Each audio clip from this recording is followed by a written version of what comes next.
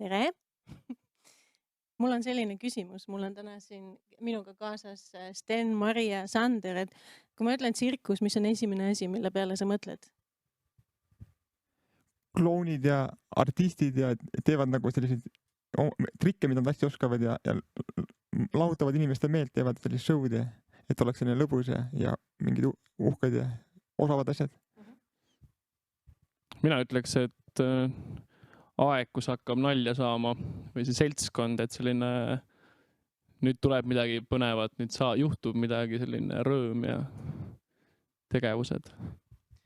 Mulle vist tuleb pähe ikkagi tsirkuse telk ja süke vahtrama Emil, et habemega naine ja elevandid ja siuksed asjad. Ma ise vist mõtlen samamoodi, et kõigepealt see telk ja siis on nagu sellised lõputud võimalused, et sa saad nagu avastada endas midagi täiesti uut või leida ennast mingis maailmas, ise luua endale uus maailm. Ja kindlasti sellega on hästi palju kaasas värve ja meeleolu ja hea muusika ja kindlasti nagu hästi huvitav seltskond. Okei. Igal juhul tsirkusest ma arvan, et ei ole mõtet rääkida, et tsirkus on rohkem nagu tegemise valdkond, et sellepärast ma saadangi praegu Steni ja Mari ja Sandri meie rekvisiitide juurde, et rääkida ise väike sissejuhatus. Et mina olen siin täna Eesti Tantsu- ja Tsirkuseteraapia Liidu esindajana. Et ma väga pikalt sellest organisatsioonist ei räägi, aga kellel on huvi, see leiab internetist üles Tsirkusetalu lehekülje, et kus siis seletatakse lahti, mis organisatsioon see on ja millega me tegeleme. Ja tänases vaimse tervise messi me tuleme märksõnaga sotsiaalne tsirkus ja ka tsirkuseteraapiana võib-olla tuntud, et me oleme kirjutanud väga hea artikli tehniliselt, et mis asi on sotsiaalne tsirkus Wikipeediasse, võite ka sealt selle üles leida. Ja nagu hea meel on sellest, et me oleme Eestis nüüd 18 aastat tegutsenud ja selle aja jooksul siis kuidagi nii hästi silma jäänud, et hea meel oli, et Ott oma avakõnes ka meid eraldi mainis, et tsirkus on üks võimalus, kuidas üksildusega tegeleda. Ja üks meie kaubamärke, mis meie logona siis läbi jookseb, on Luide Tsirkusetalu. See on meie füüsiline baas Hiiumaal, kus meid kõige rohkem näha võib, mis ei tähenda küll, et me oleksime nagu ainult Hiiumaa paiksed. Aga jah, nii palju ma nagu räägiks tehnilistest asjadest, aga me mõtlesime just, et nagu üksildusega seoses võib-olla on tähtsam jagada mingisuguseid lugusid ja mõtteid, et Sten, saad sa korraks tulla tagasi minu juurde?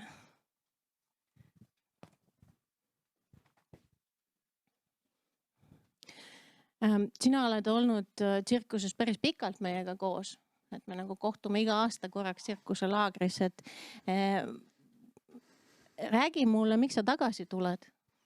No sellepärast, et see on nagu selline, tihti ongi, et aastas on mitu toredat üritust, aga tsirkuselaager on tihti nagu selline ongi nagu aasta tippsündmus nagu, et see on nagu mulle meeldib see, et saab telgis magada nagu maa lähedal, see on nagu hästi huvitav ja olla selliste toredate inimestega koos ja näiteks see aasta mängisime esimest korda maafiamängu ja et see oli nagu väga selline, väga nagu huvitav ja need tegevused, palju nagu sellist vaba aega ja nagu lihtsalt nagu puhkamist ja siis on ka nagu neid, saab midagi harjutada ja ennast proovile panna. Et ja sa räägid nagu sellest, eks ju, et vaata tsirkuses me saame õppida igasuguseid trikke, aga et trikk ei olegi nagu põhiline seal, et seal on hästi palju nagu selliseid varjatuid asju, millega me tegeleme, et võib-olla olulisem on nagu see, et leida endas mingit julgust astuda välja, eks ju, või ma ei tea, see mängimine, mida mängud, miks mängud head on, et võib-olla, mis sa mõtled, mis see annab?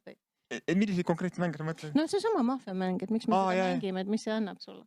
Ja, et see on selline nagu sotsialiseerimise mõttes hea, nagu midagi koos on mingi ühine tegevus, et siis teed samal, see on nagu selline, saab nagu koos aega veeta, on selline kindel asi, huvitav asi, mida teha ja nagu meeldib inimestele. Meie tsirkusena peamine sihtrühm on tavaliselt mingisugust tüüpi erivajadusega inimene ja ma mõtlen niimoodi, et erivajaduse puhul väga sageli on üksildus üks suur kaaslane, et hoolimata sellest, et 35 aasta jooksul ma ise olen vaimse tervise valdkonnas olnud tegev, et esiteks inimesed teavad, mis on vaimne tervis, nad võib-olla nagu hästi palju uusi teenuseid on juures, mida vanasti ei olnudki, eks ju. Aga ikkagi nagu see üksildus on see, mis nagu inimesega, kes satub mingisse eriolukorda, et see käib nagu kaasas. Kas sa nagu mõtled, et see võiks ka olla nagu, et tsirkus, mille poolest ta aitab nagu üksildusega toime tulla? No sellepärast, et seal ongi toredad inimesed ja siis nagu, et noh, olla nagu selline, noh, see on nagu selline sotsiaalselt aktiivne olemise võimalus nagu, et nagu selline. Et see on nagu ühelt poolt on see, et sa oled uues kohas, sul on võimalus kokku tulla inimestega ja samal ajal sul on ka piisavalt omaette aega mõelda enda rolli üle. Et sageli nagu inimene arvabki, et kui tal on mingisugune eritingimus või mingid erisused, et siis ta peab üksinda sellega toime tulema, aga et see tekib selline jagamise efekt, eks ju. Et sa saad koos teistega olla ja täiesti erinevas keskkonnas. Need on asjad, mida sa igapäevaselt ei tee, et need pakuvad nagu rõõmu ja hoopis uut avastamist. Jah. Tahad sa midagi veel lisada? Ja, et see tsirkus on nagu, et kellel on, et tulge ka tsirkusesse, kellel tahtmist on. Kui tahtmist on. Okei. Kuule, aga aitäh. Ja, aitäh. Kui sul on nagu mingi hea mõte, et kui sa tahad veel harjutada, siis sa saad jätkata seda. Sander.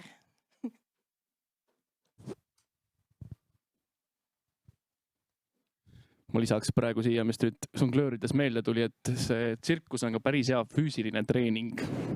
Võtab läbi täitsa. Tsirkus on selles mõttes, eks ju, hea metoodika, et ta ei ole verbaalne, mis teeb ta kättesaadavaks hästi nagu laiale tegijate ringile, aga et me peame natukegi sellest töövormist rääkima. Meil on osalustsirkus, mis tähendab seda, et mitte tsirkus ei esine erivajadusega inimestele, vaid me nagu üheskoos saame kokku. Me harjutame trikke, me teeme koos süüa, me õhtul lõgastume koos. Et see nagu jah, ta annab nagu võimaluse ühineda neil, kes võib-olla jah, mingitel X põhjustel ei ole võimelised verbaalsetes tegevustes osalema.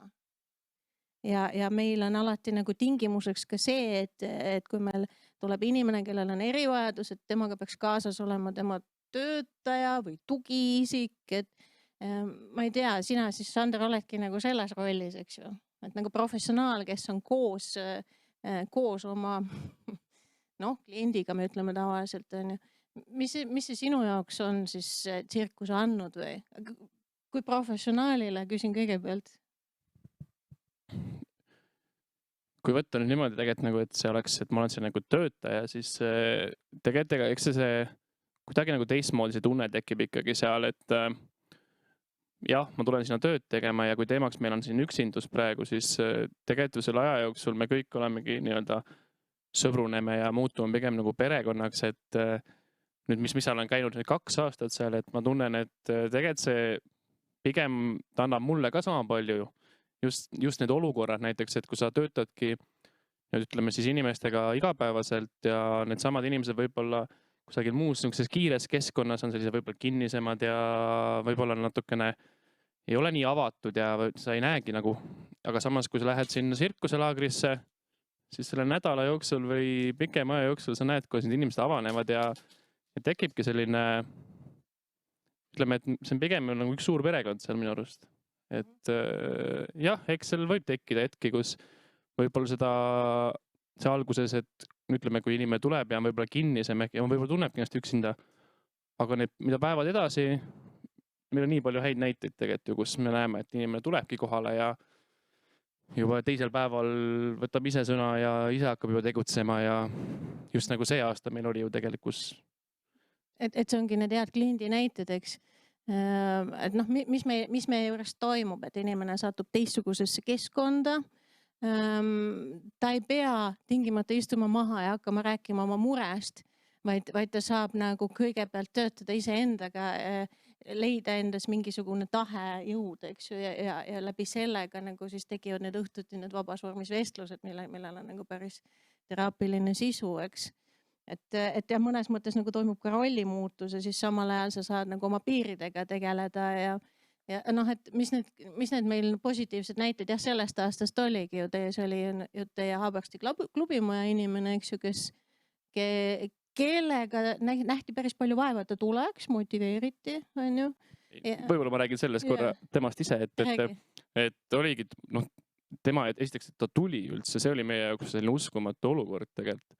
Ja keegi meist polnud näinud teda sellise, nagu ta seal tsirkuslaagris oli.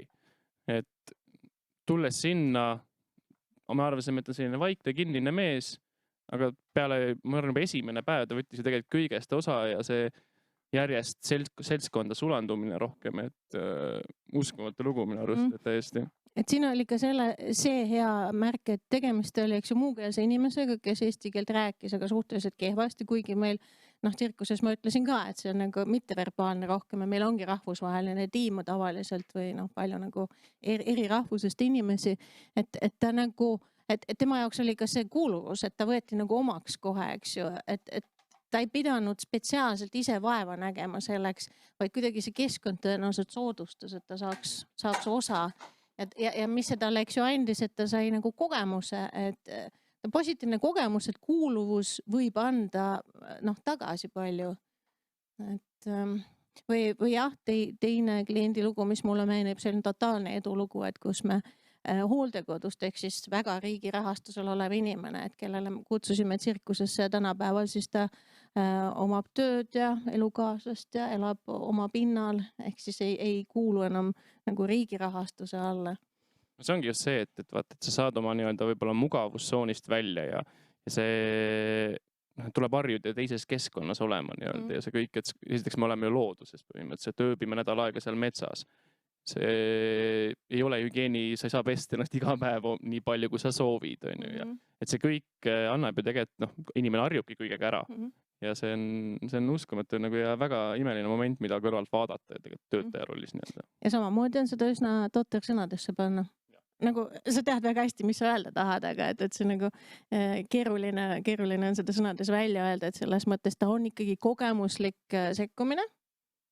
Osalus, eks ju, et sa pead ise selle kaasa tegema, et jah. Tahad sa midagi siia öelda veel?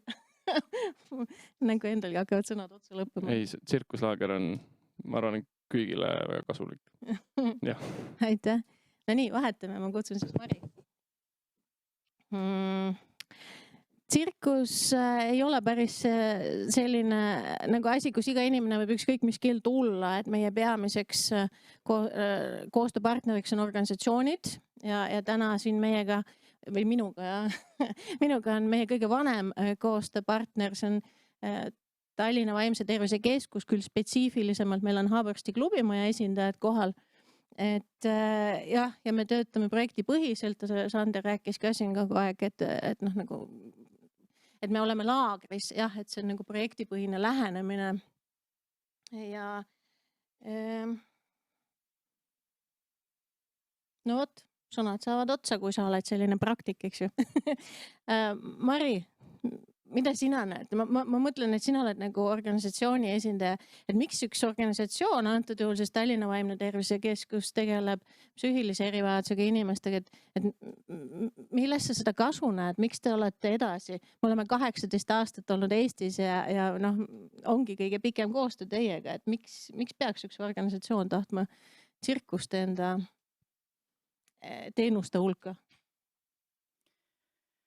No iga organisatsioon, kes osutab teenuseid inimestele, seda laadi teenuseid peaks ma arvan mõtlema selle peale, et mis teenuseid ta osutab ja miks, et kellele need siis mis kasu toovad. Et selge see, et neid teenuseid, et kuna inimesed on erinevad, siis ka nende vajadused ja ootused on erinevad ja see, mis kedagi aitab, et see tuleb välja katse-eksitusmeetodil. Sa tihtipeale ei tea ette, et mis seda inimest avab, et kui siin teil enne Sandriga rääkisite sellest näitest, ega me ju keegi ei teadnud, et ta tuleb tsirkuselaagrisse ja siis on seal kohe kohaneb ja on sotsiaalne, et võib-olla mingisuguses psühholoogi juures käimises või mõnes teistsuguses rehabilitatsioonigrupis see ei oleks avaldunud või välja tulnud. Ma arvan, et see on lihtsalt eelkõige võib-olla üks võimalustest, et rikastada oma paletti oma teenuste valikut. Ja see on väga selles mõttes hea formaat või väga teistsugune, et üleüldse see laagri kontseptsioon, ma mõtlen, et see ei ole ainult see, et me teeme trikke või see, et ma ei tea, et ööbid metsas, et tegelikult see on selline koos olemine, mida saab harjutada nädala aja vältel, mida sa tegelikult kuskil, ütleme, et kui sa käid korra nädalas kuskil grupis või korra kuus psühholoogi juures, et siis neid asju sa seal ei harjuta. Ma olen nõus jah, et ma arvan küll, et tsirkuse fenomen on selles, et ta on nagu kompleksne, et me ühelt poolt jah, nagu näiliselt harjutame trikke ja meie koosolemine alati lõpeb sellise avaliku etendusega. Seal on nii palju nagu siis varjatud boonuseid, nii nagu loovteraapiates teisteski on, et me ei õpi seda trikki, vaid me õpime oma piire tundma. Seesama, mida siis praegu poisid teevad, nad žongleerivad, eks ju, et see on ka selline psühhomotoorne tegevus, et kuidas nagu oma aju ja mõtlemist tasakaalu saada, et kui inimesed küsivad, kuidas üksildusega toime tulla ja mõtted käivad ringi ratast, et ma arvan, et väga mõistlik on võtta žongleerimine endale abiks, mis nõuab 2 käe koostööd ja mis põhimõtteliselt omabki mõju ajule, et nii vasak kui parem poolkera oleksid siis koostöös. Et ise leian, et see on väga tõhus vahend, kui on vaja keskenduda või kuskile fookus suunata.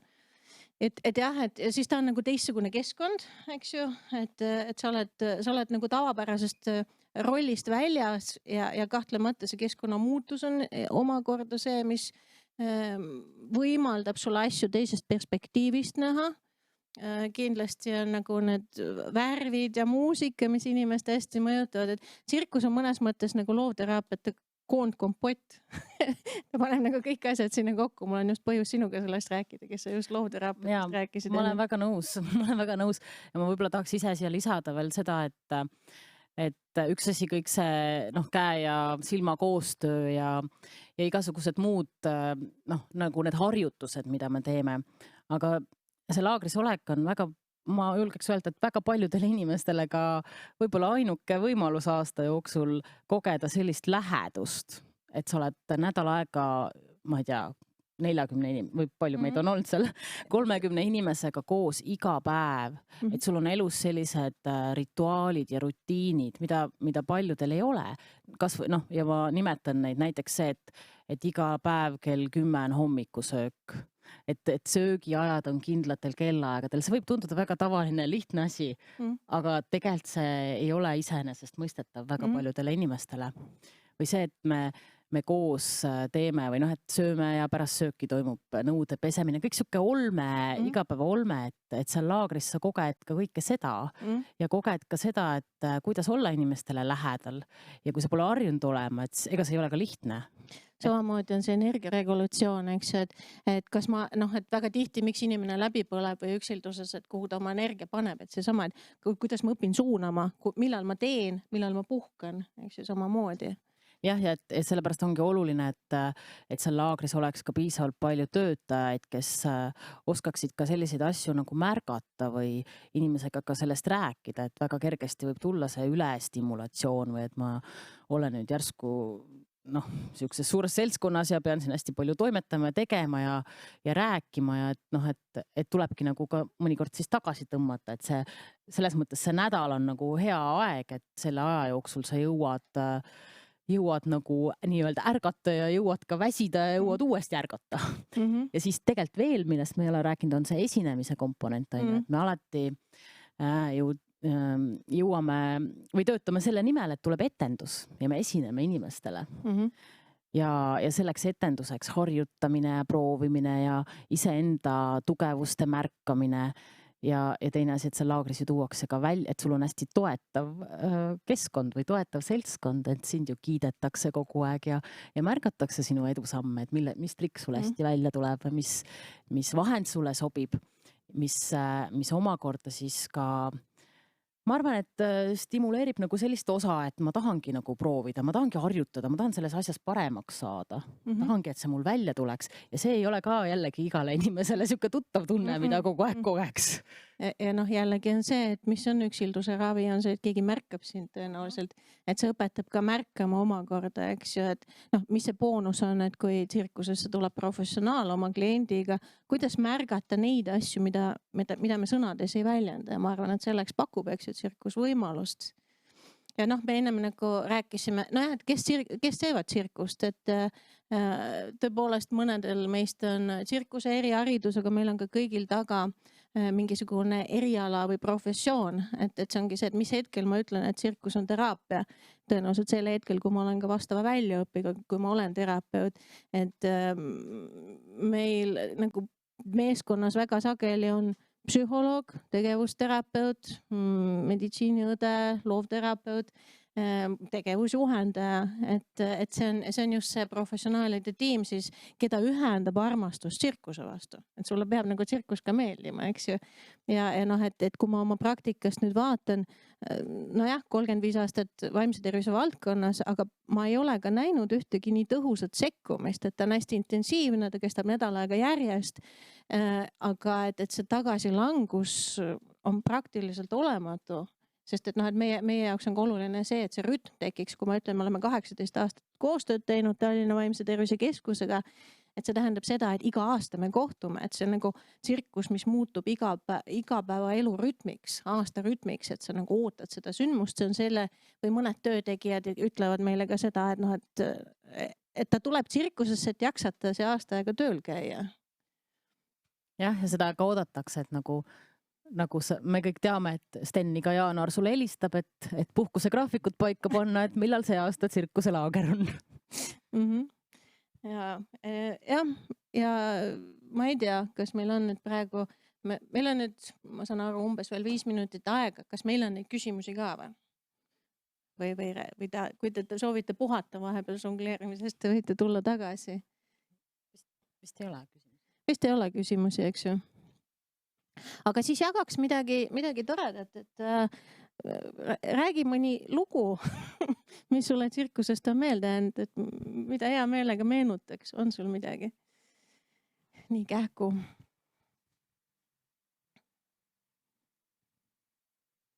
Vaikus. Kõik need värvilised kaadrid jooksevad silmadest. Mina räägiks sellise õhtuse need lõkkeistumised näiteks, et kui päev läbi on tsirkus tehtud ja siis ikka on inimestel nii palju energiat, et kogunetakse lõkke ääres ja kas räägitakse või mängitakse või tehakse niisama sellist vestlusringi. Aga need on sellised minu arust hästi ilusad momendid, et kui sa näed, et paljud, kes muidu võib-olla nii palju ei räägi, et need avavad ennast just selles lõkkeringis. Minu arust on see alati hästi ilus. Jällegi see on see täiskomplekt, eks ju, et jah, tsirkus on asja nimi, aga et see, et ma üldsegi oleks valmis ennast avama, et me oleme jaganud midagi mõnes mõttes nagu intiimset, me olime seal ringis koos, õppisime koos ära mingisuguse žongleerimise ja see nagu tekitab sellise tunde, et kuule, ma tahan suga nüüd rohkem rääkida oma mõtetest ja elust, eks. Et jah, seda ei saagi lahutada, et kas on võimalik, et tsirkus üksinda tekitab mingisuguse heaolu, turvatunde, lahendab üksildust, tõenäoliselt mitte. Et ma arvangi, et see on see selle metoodika eripära sellisel moel, nagu meie seda kasutame. Ma arvan küll või ma mõtlen, et minu isiklik tunne on see, et kui ma mõtlen tsirkuse peale, et siis see tegelikult ei tekita mulle sellist tunnet, et ma tahaks sinna hullult minna või tahaks sellega tegeleda või et mina ei mõtle või ma olen 6 aastat käinud, ma praegu mõtlen tsirkusest, ma arvan väga palju teistmoodi, aga et selles on tegelikult ka mingi sihuke hirmutav või negatiivne komponent olnud vähemalt minu jaoks, et see ongi sihuke lärmakas ja seal on nagu hästi palju nagu mingit sihukest väga palju üksindust, et olen mina ja siis on nemad kõik, kes oskavad ja teevad seda ja siis see pealtvaataja, kes kas siis tuleb sellega kaasa või ei tule. Aga et sellises formaadis, et ma mõtlengi, et selle tervikuks seob või selle nagu seda armastama paneb ikkagi see seltskond ja selle seltskonna koostöö ja need rituaalid, et me oleme koos ja me teeme ja me koos nagu areneme ja võib-olla ongi vahel raske, aga et keegi ei lähe ära või muidugi sealt laagrist ka minnakse ära, aga et minu jaoks on nagu see, mis teeb selle turvatunde või paneb mind ka nagu arenema ja paneb mind ka tahtma sinna tulla. mul tuli see meelde, et kui ma nagu läksin õhtul magama, magasin ära seal maa peal ja siis hommikul tõusin üles ja oli koppis selline hea ja mõnus tunne oli olla, et nagu olin maale nii lähedal maganud. Mingi täiesti praktiline mõte.